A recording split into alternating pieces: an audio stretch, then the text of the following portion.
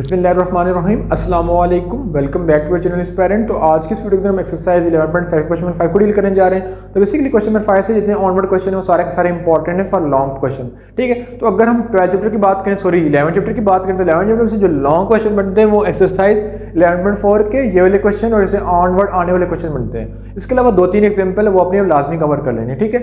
यानी इस एक्सरसाइज में जितनी एग्जाम्पल है वो लाजमी कवर कर लेनी, क्योंकि लॉन्ग क्वेश्चन या इन क्वेश्चन में से आता है या एग्जाम्पल में से आता है या रिव्यू एक्सरसाइज के रिलेटेड जो क्वेश्चन होंगे वो भी आपने कवर कर लेने हैं। इसके अलावा आप पंजाब बोर्ड की बुक ले लेंगे, उसके अंदर चैप्टर एक्सरसाइज 12.8 को कम्प्लीटली कवर कर लेना, ठीक है। तो आपको ये समझ भी आ जाएगी, ठीक है। तो अगर हम बात करें तो मैंने लेफ्ट हैंड साइड को राइट हैंड साइड के इक्वल प्रूफ करना है। तो मैं बात करूं तो मेरे पास R1 की वैल्यू कितनी है मेरे पास, तो R1 की वैल्यू मेरे पास है del divided by S minus a, R2 की मेरे पास आ जाएगी del divided by S minus B and R3 की del divided by S minus C and simple R की ये सामने वैल्यू लिखी है वहां से लिख रहा हूँ, R की हो जाएगी डेल डिवाइडेड बाय S, ये आ जाएगा, ठीक है। अगर देखा जाए सबसे पहले हमारी प्रॉपर्टी ये होती है कि कुछ चीज कॉमन तो नहीं आ रही, तो देखा जाए ट्राइंगल सब में कॉमन आ रही, तो एरिया ऑफ ट्राइंगल को मैं कॉमन ले लूंगा। जब कॉमन ले लूंगा तो मेरे पास बच जाएगा 1 divided by S minus A, 1 divided by S minus B and 1 divided by S minus C minus 1 divided by S, ठीक है। तो अगर इन चारों का एलसीएम एक साथ ले लूंगा तो कॉम्प्लेक्स हो जाएगा, तो मैं दो का एलसीएम ले लेता हूं, ठीक है। तो मैं फर्स्ट 2 का ले रहा हूं, ठीक है। तो जब फर्स्ट 2 का एलसीएम ले लूंगा तो आ जाएगा S माइनस ए इंटू S माइनस बी। जब एलसीएम ले लूंगा तो क्रॉस मल्टीप्लाई ये इधर मल्टीप्लाई हो जाएगा और ये इधर मल्टीप्लाई हो जाएगा, तो आ जाएगा S minus B plus S minus A, ठीक है। ब्रैकेट बंद कर देता हूं, फिर इन दो का एलसीएम ले लेता हूं। अब इन दो का एलसीएम ले लूंगा तो आ जाएगा S इंटू S माइनस सी। लेकिन जब माइनस हो तो आपने ब्रैकेट लाजमी डालनी है, तो जब मैं ब्रैकेट डाल दूंगा, ठीक है। अगर मैं ब्रैकेट डालूंगा तो मेरे पास माइनस की मिस्टेक आएगी। तो फर्दर कर लेते हैं, तो मेरे पास आ जाएगा ट्राइंगल, जब खोलूंगा तो हो जाएगा S into s 2S minus A minus B divided by S minus A S minus b, ठीक है। प्लस अगर देखा जाए तो एस काट दिएगा तो C divided by S into S minus C, ठीक है, ये आ जाएगा। अगर बात की तो यहाँ पे 2S की मैंने वैल्यू कैलकुलेट करनी है, तो 2S की वैल्यू में कैसे कैलकुलेट कर लूंगा, हैज वी नो कि S is equal to A plus B plus C, ठीक है। तो मैं 2 की S की वैल्यू निकाल तो हो जाएगा 2 इधर डिवाइड हो जाएगा multiply, 2S is equal to A plus B plus C. तो जहां जहां 2S लिखा हो उस जगह वैल्यू इंप्लीमेंट कर दूंगा।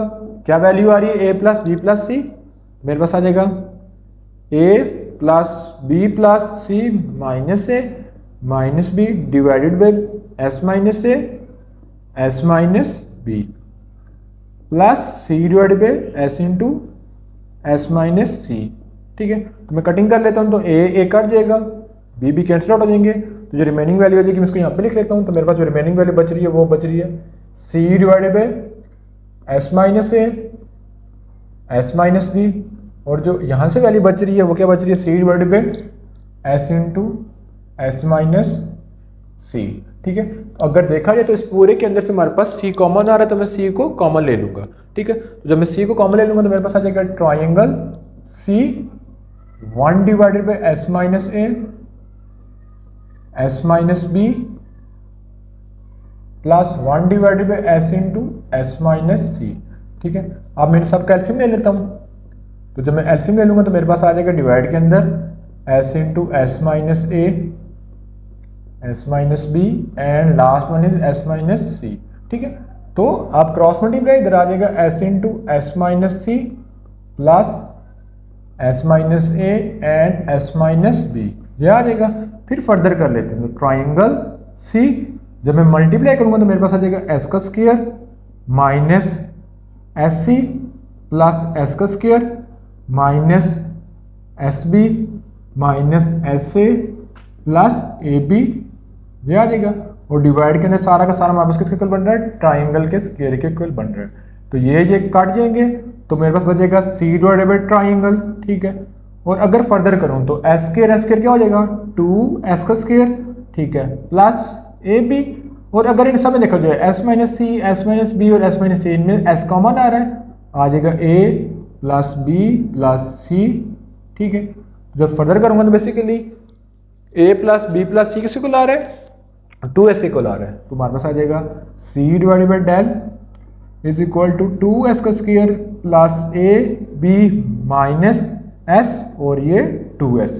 ठीक है, जब नेक्स्ट टाइम मूव करेंगे तो आ जाएगा c divided by del 2s का square plus a b minus 2s का स्क्वायर।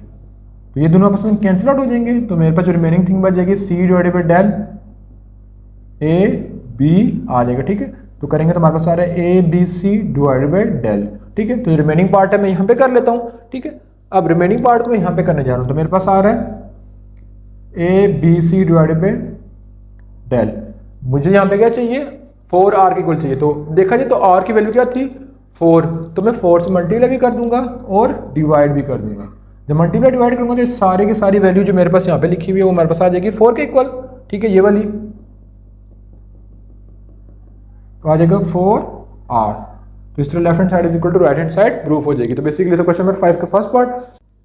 तो बेसिकली अगर मैं बात करूं क्वेश्चन नंबर 5 के पार्ट नंबर 2 को, तो उसमें लिखा हुआ है कि r1 r2 plus r2 r3 plus r3 r1 is equal to s का स्क्वायर, इसके कल प्रूफ करना है।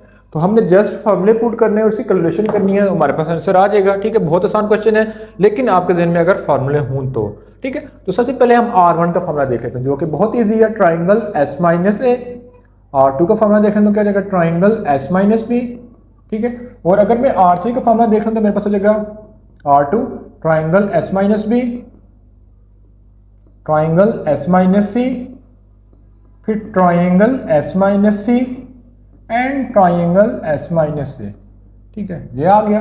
तो अगर इन सब को मल्टीप्लाई करेंगे तो ट्राइंगल का स्क्वायर, ट्राइंगल का स्क्वायर, ट्राइंगल का स्क्वायर सब में कॉमन आ जाएगा। तो मैं ट्राइंगल का स्क्वायर को कॉमन ले लूंगा, तो बाकी जो बच जाएगा वो हमारे पास आ जाएगा 1 divided by s minus A, s minus B, फिर प्लस 1 डिवाइडेड बाई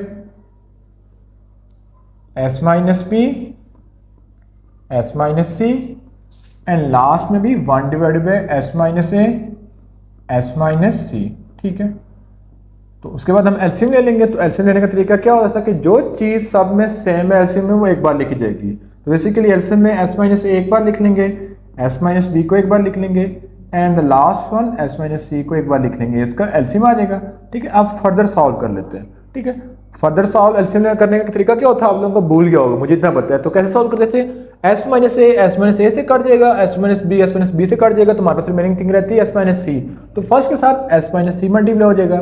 ठीक है, फिर अगर नेक्स्ट में आ जाए s माइनस बी से कट गई, s माइनस बी से कट गई, तो बाकी रह जाती है s माइनस ए, तो यहाँ पे आ जाएगा s माइनस ए। अगर लास्ट में s माइनस ए स्किप, s माइनस ए स्किप रहता है पीछे s माइनस बी, आ जाएगा। ठीक है, फिर फर्दर कर लेते हैं ट्राइंगल का स्क्वायर।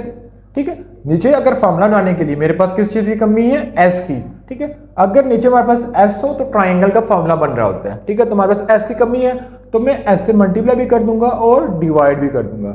जब मैं मल्टीप्लाई कर दूंगा तो मेरे पास ये सारे के सारे टर्म किसके हो जाएगी, ट्राइंगल के स्क्वायर के इक्वल आ जाएगी। ठीक है, डॉट s। बाकी अगर देखा जाए तो s कितना बन जाएगा 3s, बाकी माइनस ए माइनस बी माइनस सी में से मैं माइनस कॉमन ले लूंगा तो a plus B plus C आ जाएगा। ठीक है, तो as we know a plus B plus C किसके इक्वल होता है, 2s के इक्वल होता है। पहले भी मैंने आपको बताया था। ठीक है, क्योंकि यहाँ से अगर मैं वैल्यू निकालूं तो ये 2 डिवाइड होते जाके मल्टीप्लाई हो जाएगा, तो a plus B plus is equal to 2s आ जाएगा। ठीक है, तो ये ट्राइंगल काट देंगे। ठीक है, हमारे पास क्या बचेगा s, यहाँ पे 3s माइनस 2s, ये कितना आ जाएगा s, और ये भी s कितना आ जाएगा s का स्क्वायर। तो that's why left hand side is equal to right hand side हमने प्रूफ कर ली। अब उसी के बाद हम मूव करते हैं इसी के पार्ट नंबर नेक्स्ट की तरफ। ठीक है, पहले हमने पार्ट नंबर 1 को कवर किया था, फिर पार्ट नंबर 2 को कवर किया था, तो इसको मैं मेंशन भी कर दूंगी, ये पार्ट नंबर 2 था। ठीक है, ताकि आप लोगों के जहन में रहे। उसके बाद हम पार्ट नंबर 3 की तरफ आ जाते हैं। तो सबसे पहले देख लेंगे कि पार्ट नंबर 3 के क्वेश्चन क्या है।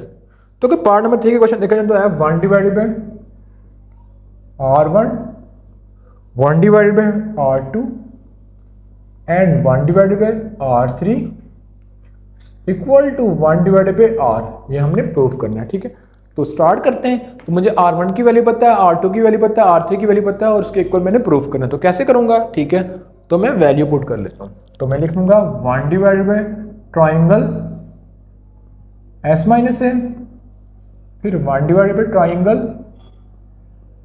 एस माइनस बी, फिर 1 divided by triangle S minus C equal to 1 divided by R, ये आ जाएगा।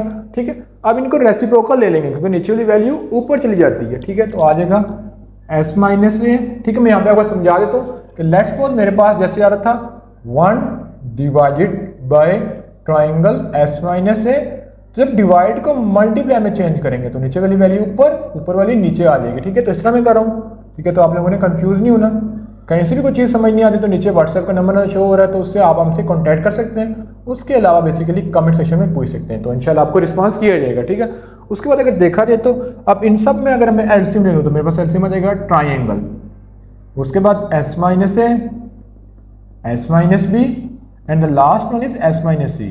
ठीक है, जिसको मैं फर्दर करूंगा तो एस एस एस क्या हो जाएगा 3s। ठीक है, बाकी में से मैं माइनस कॉमन ले लूंगा तो a plus B plus C divided by triangle आ जाएगा। ठीक है, तो पिछले पार्ट में मैंने किया था कि a प्लस बी प्लस सी होता है 2s के होता है डिवाइडेड बाई ट्राइंगल, तो मेरे पास आ जाएगा s डिवाइडेड बाई ट्राइंगल। लेकिन मुझे 1 डिवाइडेड बाई r चाहिए, तो मैं क्या करूंगा इस s को नीचे ले जाऊंगा, मैं लिखूंगा 1 divided by triangle divided by s, इसको ऐसे भी लिख सकता हूँ। तो हैज वी नो ये चीज किसकी हो जाएगी r की इक्वल हो जाएगी, तो इस तरह left hand side is equal to right hand side proof हो जाएगा। ठीक है, बेसिकली ये था क्वेश्चन नंबर 5 जो कि आज की वीडियो में हमने कंप्लीट किया। तो इंशाल्लाह नेक्स्ट वीडियो में हम क्वेश्चन नंबर 6 क्वेश्चन नंबर 7 को डील करेंगे। तो उससे पहले आपसे छोटी सी रिक्वेस्ट है कि अगर आपने चैनल को सब्सक्राइब नहीं किया तो सब्सक्राइब कर दें और साथ बेल आइकन को प्रेस कर दें, ताकि लेटेस्ट वीडियो फिजिक्स के रिलेटेड हम बनाते हैं या मैथ्स के रिलेटेड बनाते हैं या किसी भी सब्जेक्ट के रिलेटेड बनाते हैं वो आप तक पहुंच सके। उसके अलावा आपकी कोई भी कन्फ्यूजन हो फर्स्ट ईयर की, सेकेंड ईयर की, मैट्रिक की या 9th की, तो आप कमेंट सेक्शन में पूछें, तो इंशाल्लाह आपको या पर्सनली कांटेक्ट किया जाएगा या अगर उसकी ज़्यादा डिमांड हुई तो चैनल पे वीडियो बना दी जाएगी। ठीक है, तो मिलेंगे नेक्स्ट पार्ट में, तब तक अल्लाह निगहबान।